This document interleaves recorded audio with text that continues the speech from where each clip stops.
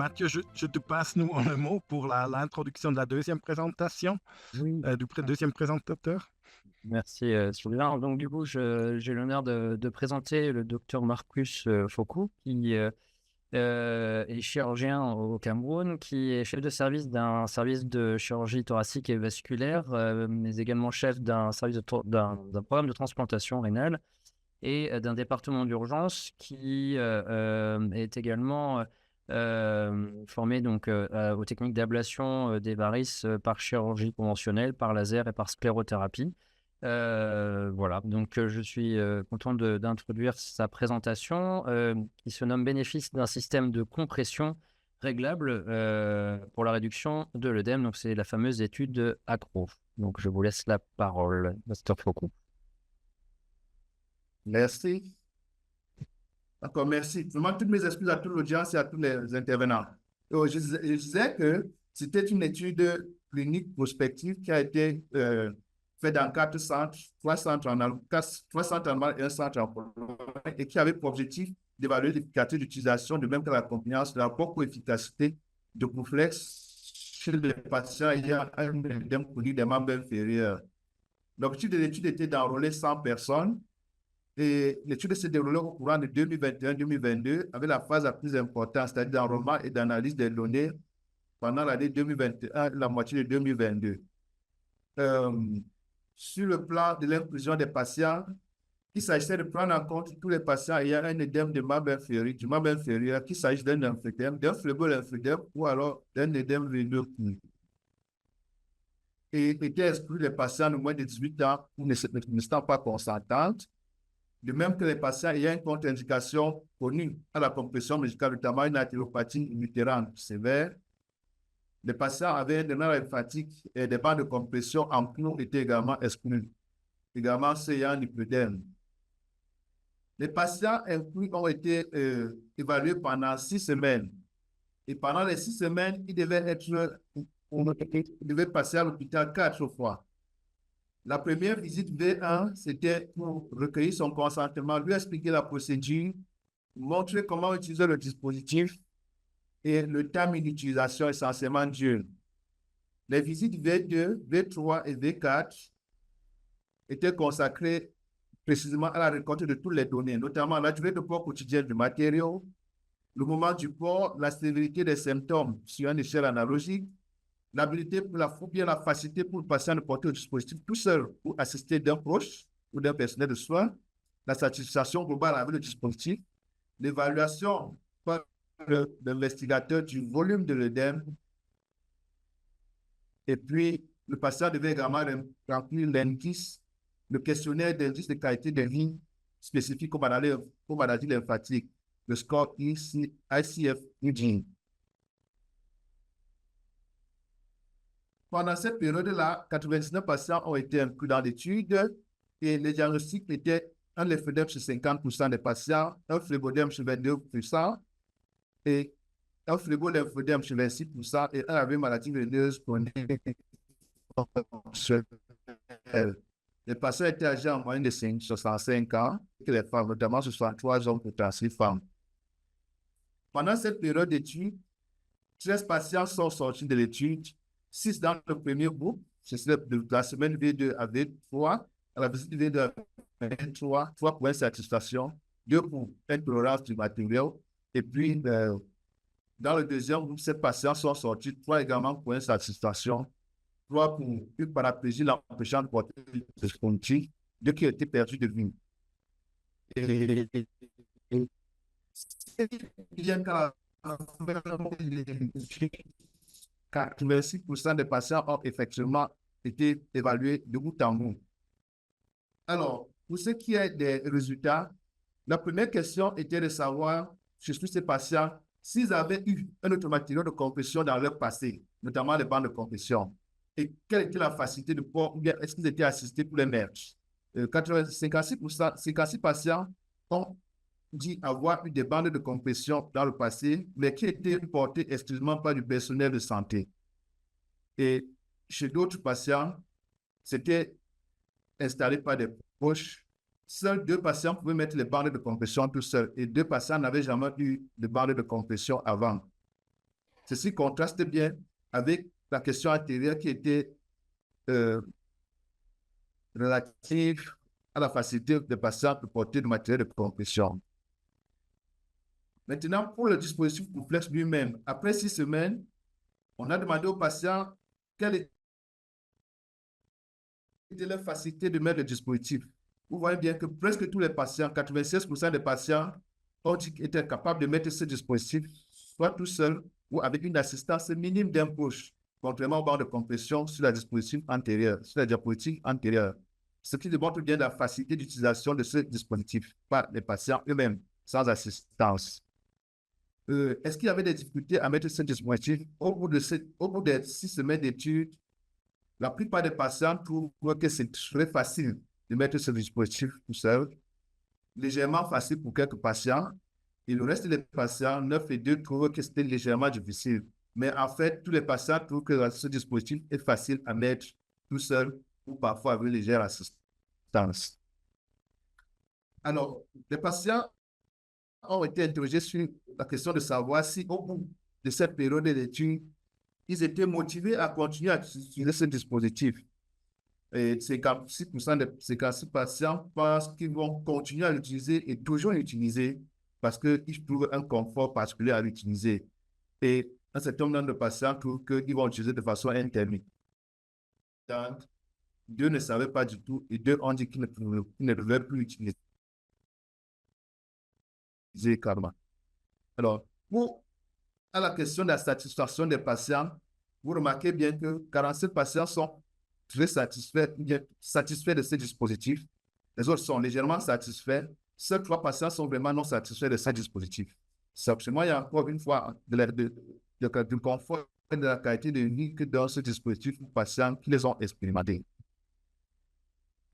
Le diamètre ou bien la mesure de l'œdème a été effectuée par les investigateurs et on constate très bien sur ce schéma une diminution très importante avec un P très significatif du volume d'œdème chez tous les patients pendant les 6 semaines, juste 6 semaines.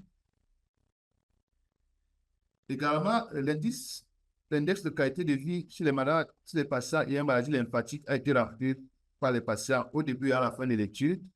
On constate juste à gauche que sur le plan global, il y a une très bonne amélioration de cet indice-là chez tous les patients, avec un P très significatif. Maintenant, lorsqu'on prend ce questionnaire par item, l'item physique, mental, et ainsi de suite, on constate que sur le plan physique, ce dispositif a amélioré beaucoup la qualité de vie des patients pendant les 6 semaines. Il en va de même des autres paramètres évalués dans ce questionnaire.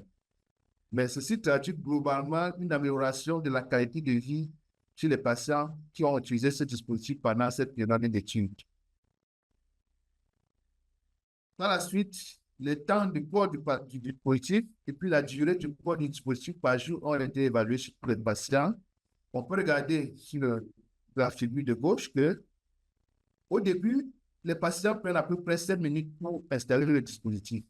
Mais 6 semaines plus tard, ce temps est diminué pratiquement de moitié, rendant encore le dispositif plus facile ou bien plus accessible pour le port pour chaque patient.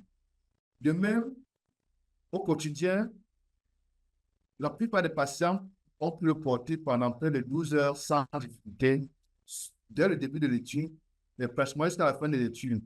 Ce qui témoigne une fois de plus de l'aisance ou bien de la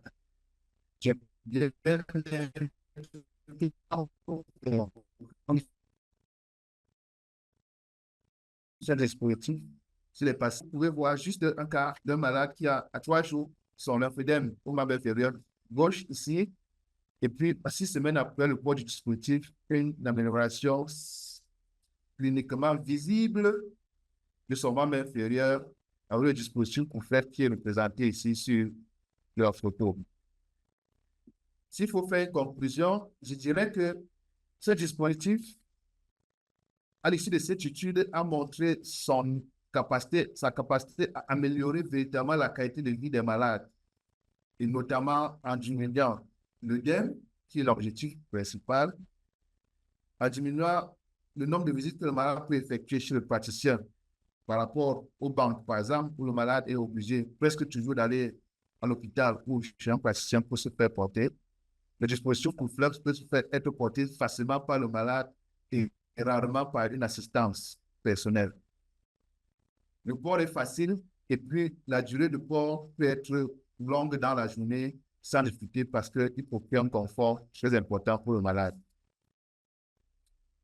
Je vais m'arrêter là par rapport à cette étude et je pourrais, avec les discussions, dire ce que je pense globalement, pas seulement du Coolflex, mais de la compression dans l'ensemble. Je vous remercie encore pour m'avoir donné cet espace d'expression. Merci. Merci, Dr Foucault, pour cette très belle présentation qui nous explique bien cette étude. Du coup, je vais laisser la parole à notre ami Dr Tazi Mesalek-Bebida pour gérer les questions du chat. Jusque-là, je n'ai pas de questions sur le mur, sur le chat, sur cette présentation. Moi, je n'ai pas de questions non plus particulières et l'étude est particulièrement intéressante parce qu'elle nous permet de voir en pratique comment les choses éventuellement pourraient être gérées. Quelle est la durée de vie de ces bandes utilisées? On peut les réutiliser pendant combien, enfin, de la procédure, on peut les utiliser pendant combien de temps?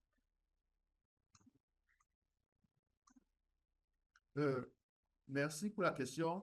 Je voudrais dire que le Coolflex, comme d'autres systèmes de compression non élastiques, sont très résistants pendant leur utilisation.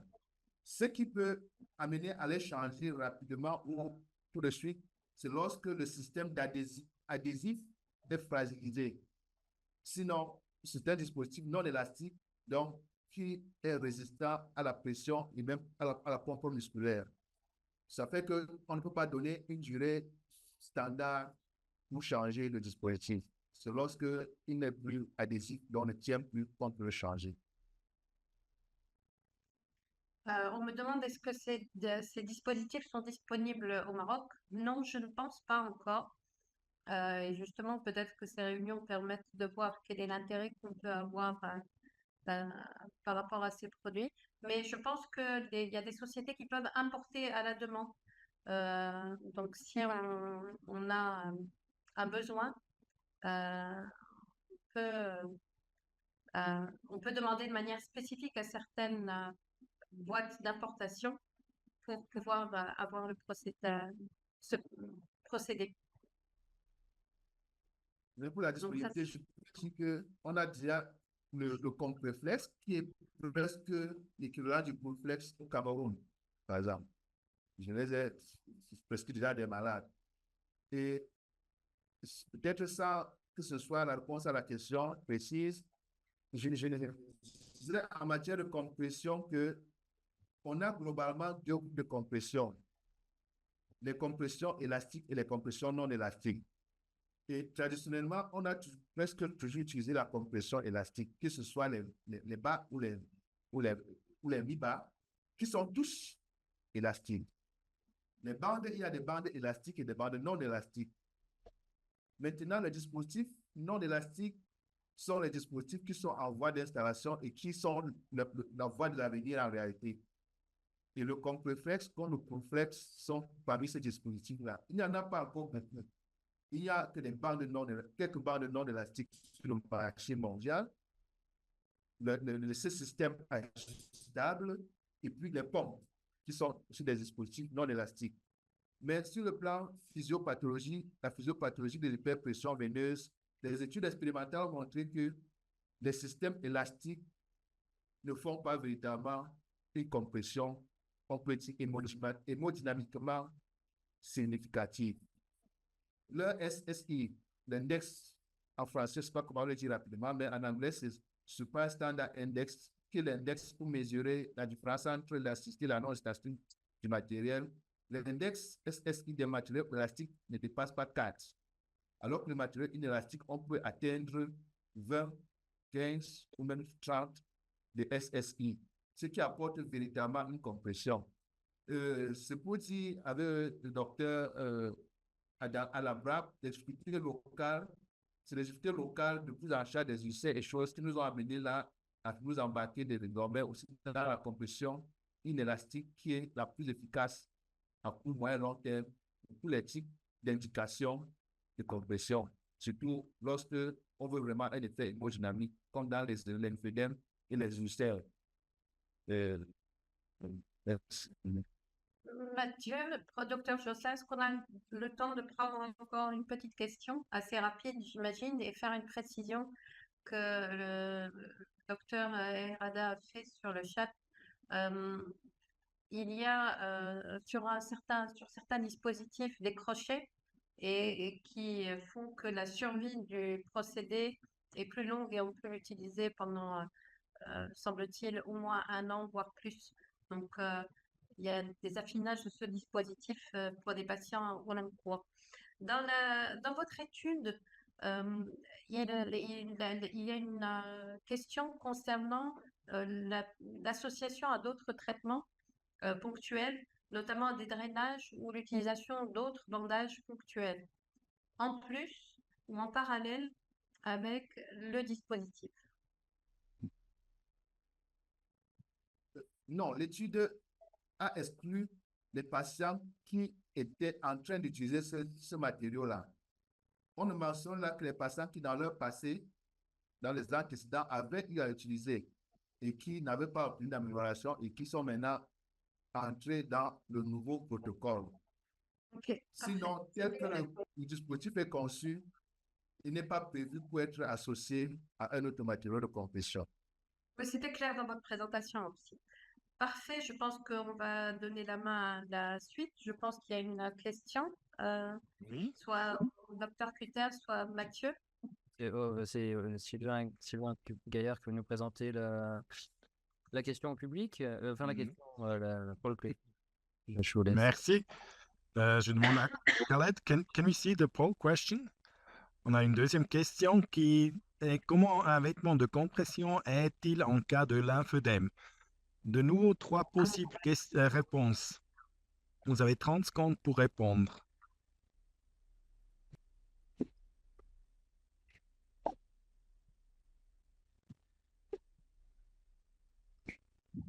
OK. Nous, un résultat un peu surprenant pour moi. La réponse 3 était la réponse correcte en précisant la quantité de liquide accumulé